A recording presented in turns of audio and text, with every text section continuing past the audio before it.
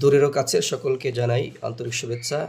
আল্লাহ রসুল সাল্লাল্লাহু আলাইহি সাল্লামের গুরুত্বপূর্ণ নসিহত, 5টি জিনিস আসার পূর্বে 5টি জিনিসকে তোমরা মূল্যায়ন করো। 1 নম্বরে যেটা, তোমার বৃদ্ধ হওয়ার আগে তোমার যৌবনকে তুমি মূল্যায়ন করো।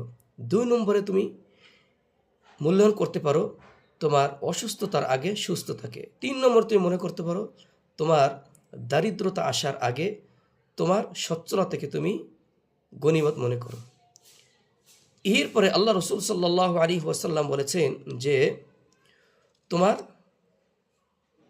যেই ব্যস্ততা, এই ব্যস্ততার আসার আগে তুমি যে ব্যস্তহীন অবস্থায় ছিল, সেই ব্যস্তহীন অবস্থাটাকে তুমি মূল্যায়ন করো।